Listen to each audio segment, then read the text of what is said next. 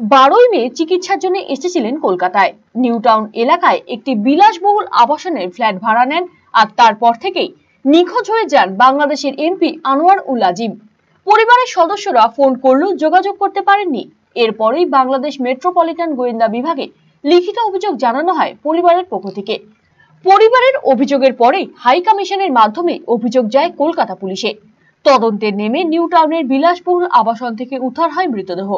Police সূত্রের খবর, খুলনার ঝিনাইদহ এলাকায় 4 আসনের এমপি আনোয়ার উল আজিম। তিনি যখন নিউ টাউনের বিলাসবহুল আবাসনে ওঠেন, তার সঙ্গে ছিলেন একজন মহিলা সঙ্গী সহ বেশ কয়েকজন।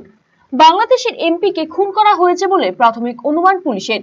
তবে কেনই বা খুন করা হলো এবং এই ঘটনার সঙ্গে কারা জড়িত তা এখনো পর্যন্ত স্পষ্ট নয়।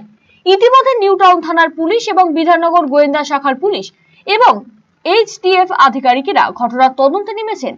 খতিয়ে দেখা হচ্ছে আবাসনের সিসিটিভি ফুটেজ। দুদিন ধরে তো আসা যাওয়া করছে, দেখি পুলিশ গাড়ি আসছে, দেখছি। সকালবেলা আপনারাও দেখেছেন পুলিশ গাড়ি সকালবেলা ঢুকলো ভেতরে। এখন কি আছে না আছে সেটা ওনারাই জানে। কি শুনেছেন? কি এই তো শুনছিলাম, তো এখানে কিছু আছে, মনে হয় কিছু মারা খারাপ গেছে, কিছু আছে।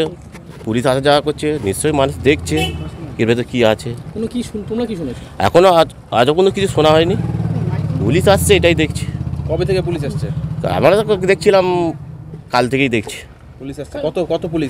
নিউ টাউন থানা না বাইরে? এখন নিউ টাউন থানা, এই সকালবেলা এখন নিউ টাউন থানায় ঢুকলো। আপনারা সব ছিলে, দেখলে, এই হচ্ছে। ভেতরে সার্চ করলো ওরা? সেটা আমরা বলতে পারবো না। আপনাদের কিছু জিজ্ঞাসাবাদ করে? না, সেটা জিজ্ঞাসা